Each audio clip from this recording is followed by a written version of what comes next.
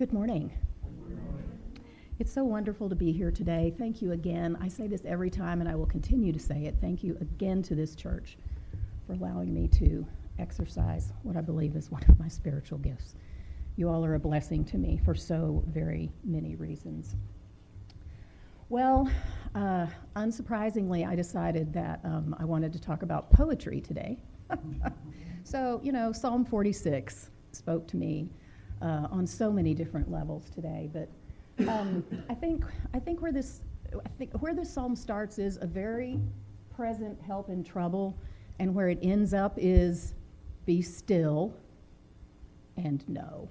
And I really think that just encapsulates what's going on in this psalm. And so I kind of wanted to unpack that with my a little bit of my English teacher brain going on, all right, but also an understanding that this is divinely inspired poetry.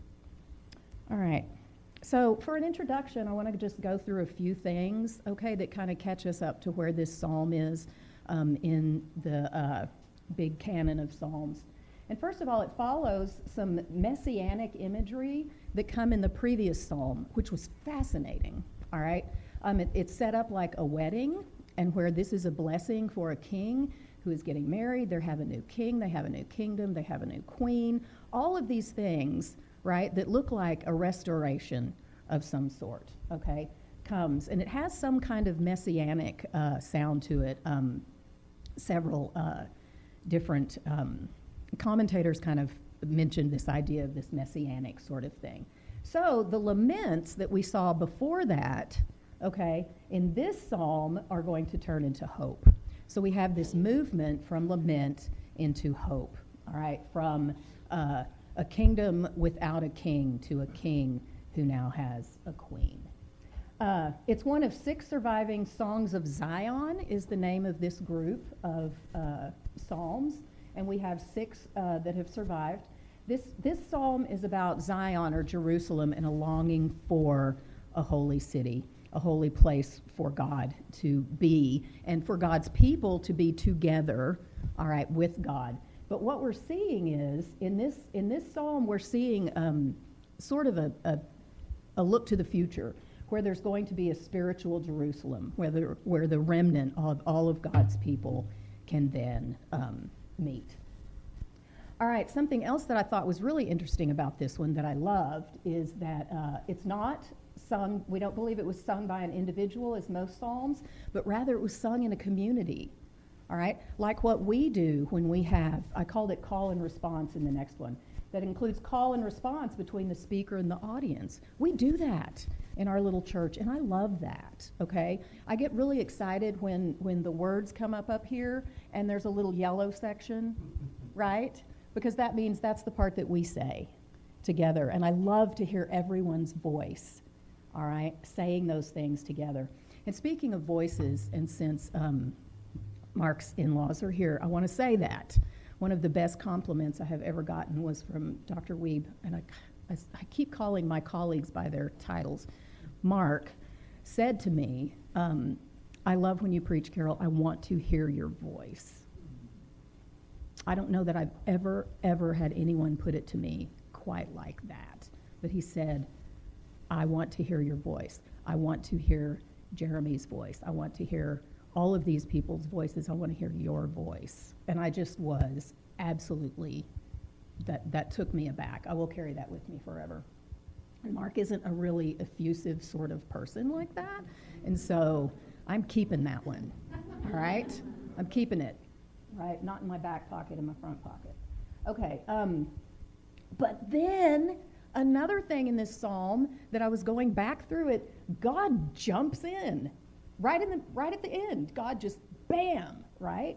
God's voice just drops straight into this psalm and sort of says, if you didn't already get it, I'm going to give it to you in my God with capital G, capital O, capital D, Yahweh voice. Okay? Super cool. So now we have a speaker, right? And then we have the audience, and then we have God now, okay? All speaking and talking to us in this psalm. All right, so a little bit of a English teachery thing here. is this psalm is divided into 3 parts, okay, which means that it's got 3 specific things that it wants to say to us.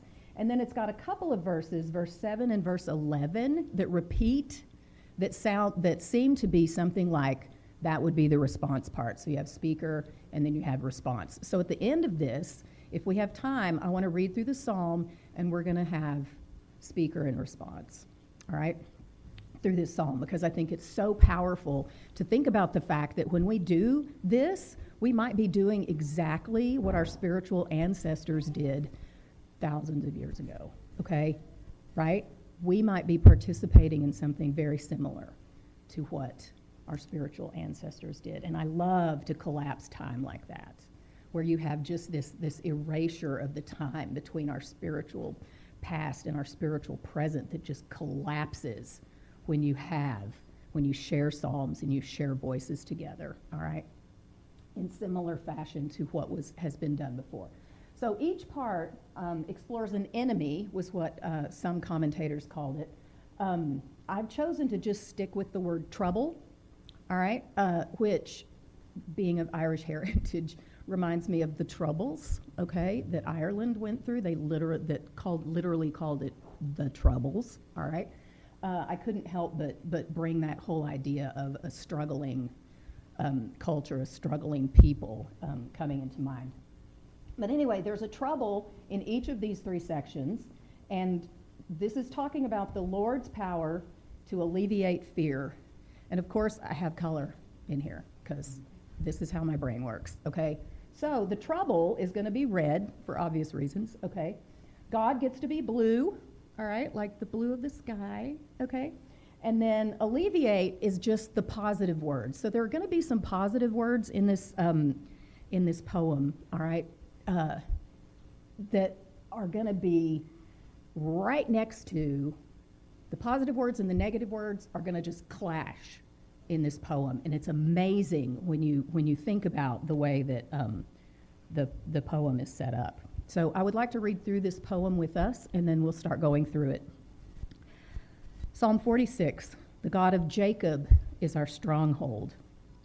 God is our refuge and strength, a very present help in trouble. Therefore, we will not fear, though the earth should change, though the mountains shake in the heart of the sea, though its waters roar and foam, though the mountains tremble with its tumult. Selah. There is a river whose streams make glad the city of God, the holy habitation of the Most High. God is in the midst of the city. It shall not be moved. God will help it when morning dawns.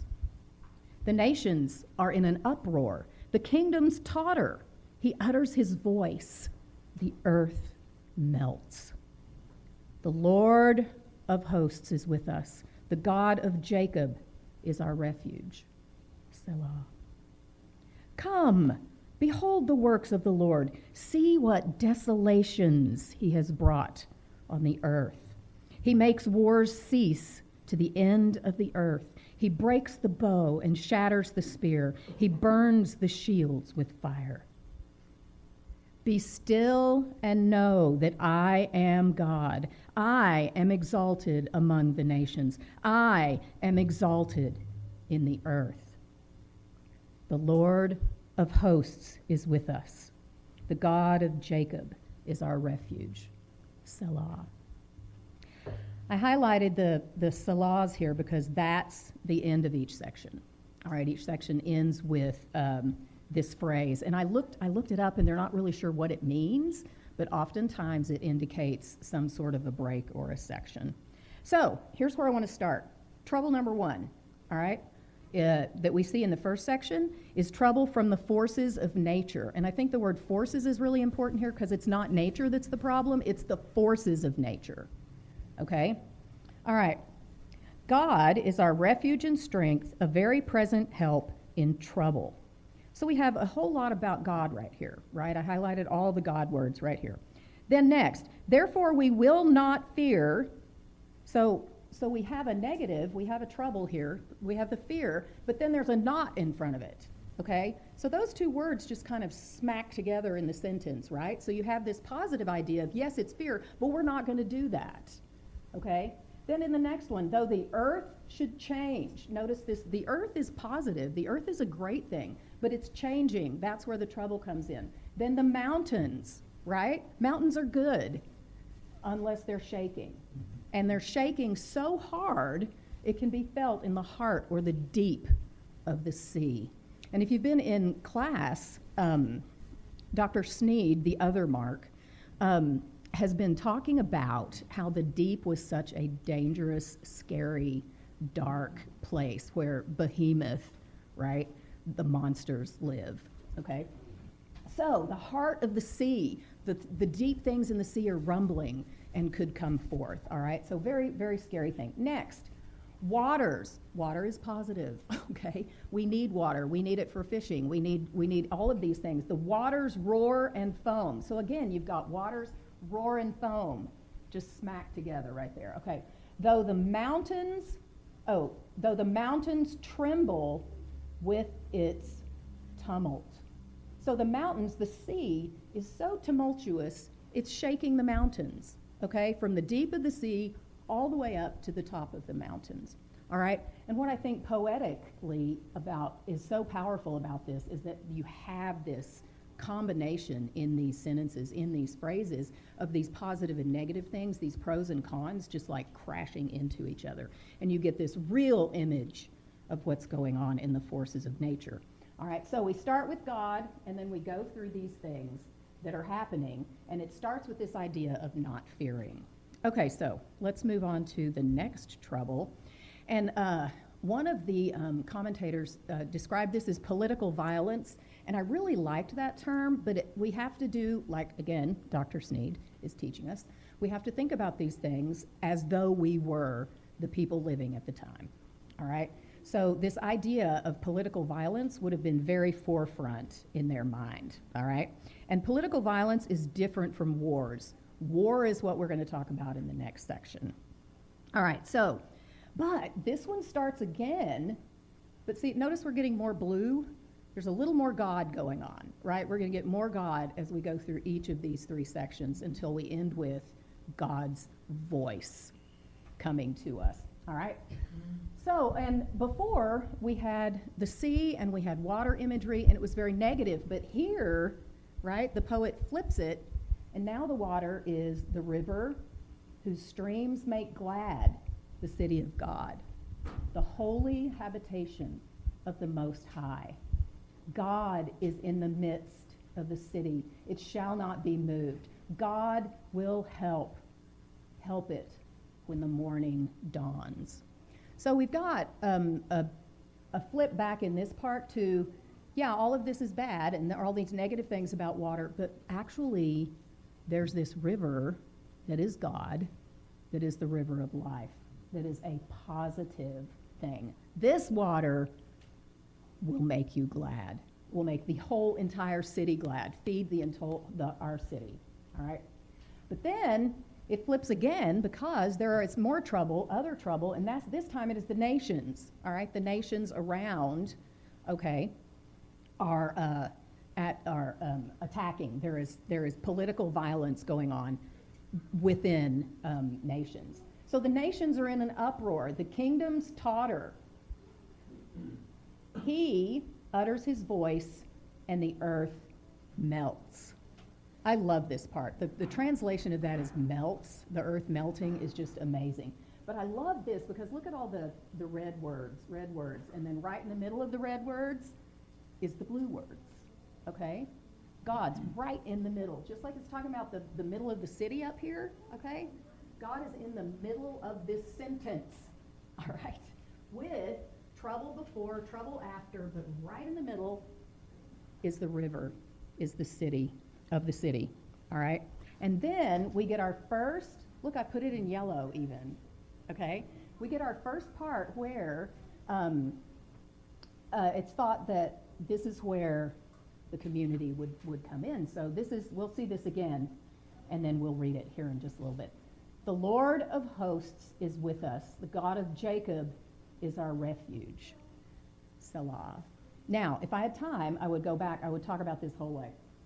All caps, Lord and Yahweh, and sometimes it's God with a big G, sometimes it's God with a little g, anyway, that was a fascinating study, but I had to pull myself back into where we were going. But that Lord right there is also the word, I almost use the word warrior in here, because this is like God's warrior voice. This is Yahweh. This is God's warrior voice.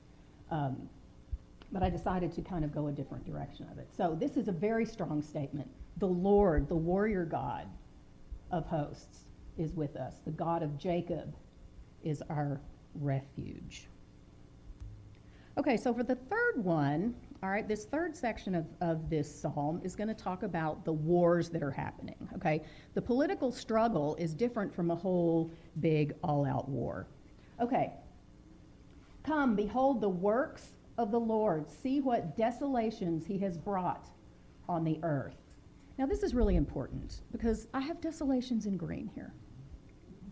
All right, which means that's a pro, which that means that's something positive, right? Why is that positive? Okay, I had to look this up and I had to read a lot, but God is the one doing the desolations, and what he's doing with those desolations is winning those wars. Okay? The desolations are bringing about the end of the wars.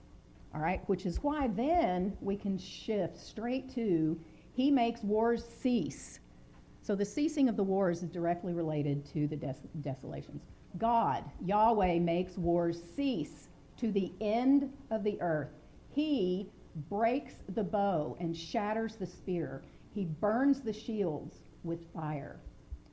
All right, so again, I've got these negative words in green, which means they are now positive words because they are words that are associated with what God is doing in this, okay? In the righteousness of God. God is doing these things. And also shatters right there ought to be in green.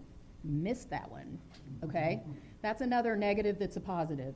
You know what? When you teach literature like I do and you find things that don't match, like negatives right next to positives and some word like shatter being something pro, just makes our tiny little hearts expand, okay, like the Grinch, all right? Okay, so we have all of this wars and spear and shields and bow, but then with them we have he, God, shatters, burns, fire, and all of those are strong strength words, all right, about God as a warrior, as a refuge. Okay, and then, like I said, this is my favorite part. God just like jumps in, right? Quotey marks, right? Around this and booms. I don't know about y'all, but I hear this booming, all right, in my head, okay? Be still and know that I am God. I am exalted among the nations. I am exalted in the earth. The end. Bam, starts off. There is no introduction, right? It is just the voice of God speaking through the psalmist into the poem, into my brain, in a booming voice, all right? And then, after this, we have again the repetition by the congregation, by the community of the Lord of hosts is with us. The God of Jacob is our refuge. So, here's the thing I ended up with that I kind of came out with through all of this, all right? There's some really obvious things like God is on our side, all of these things. But what kept coming to me, what's in here that isn't emphasized that I think should be, is that what is the one thing that underlines and fuels all three of those troubles? And that is fear, all right? Fear that the troubles will overtake us, fear that the enemy will overtake us, fear that God will abandon us, fear that we will never get our city back, fear that things will not go the way we want or the way we need, okay?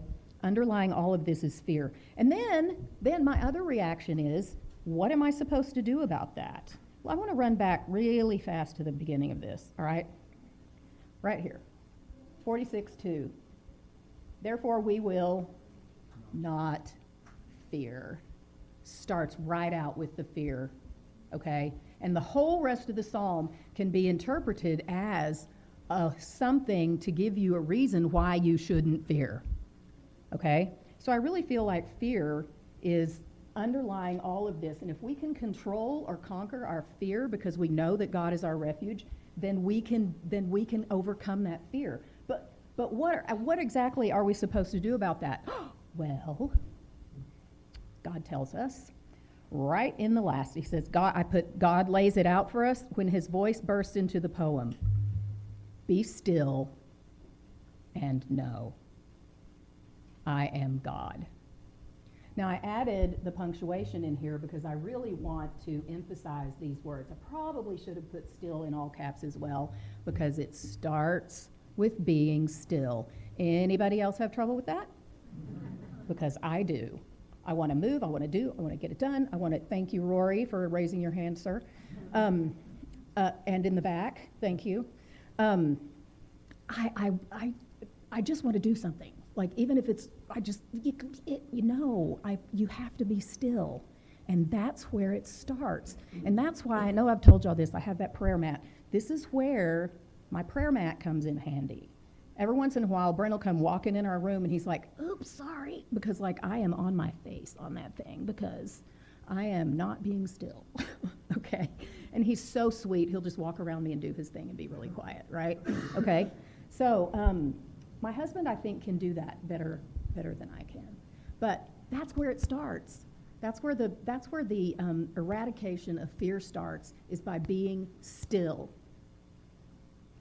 And what happens when we're still is then we can know, then we can understand, we can see, we can put ourselves in a place where we see the refuge around us, where we see the water of life instead of the waters of the storm, instead of the water of the trouble. And then it ends with, I am God. One of my favorite sayings is, God is God and I am not. And I kind of think that's where this is going. Okay? You are not God. I am God. Let me handle this. Trust me. All right. How are we doing? Let's read this together. And I would like for you to read the yellow parts with me. Psalm 46, the God of Jacob is our stronghold. God is our refuge and strength, a very present help in trouble. Therefore we will not fear. Though the earth should change, though the mountains shake in the heart of the sea, though its waters soar and foam, though the mountains tremble with its tumult. Selah. There is a river whose streams make glad the city of God, the holy habitation of the Most High. God is in the midst of the city. It shall not be moved. God will help it when the morning dawns. The nations are in uproar. The kingdoms totter. He utters his voice. The earth melts. The Lord of hosts is with us.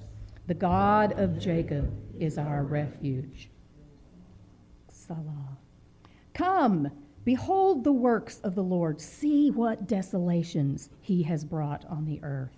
He makes wars cease to the ends of the earth. He breaks the bow and shatters the spear.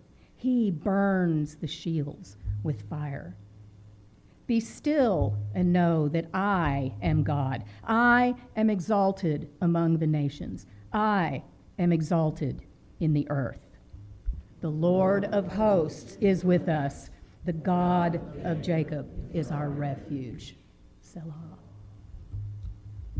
Would you pray with me, please? Father, we are a people of trouble.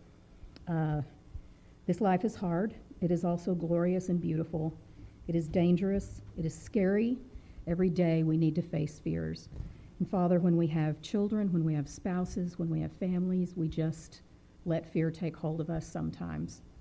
But we know, God, that you are our refuge. Please help us to remember that you fight on our behalf, that you are the God of the universe, that you, God, are God, and that we are not. Thank you, Lord, for your love, for your kindness, for the gift of Jesus, for the gift of forgiveness. You are great and mighty God, and we love you. It's through your Son's name that we pray. Amen.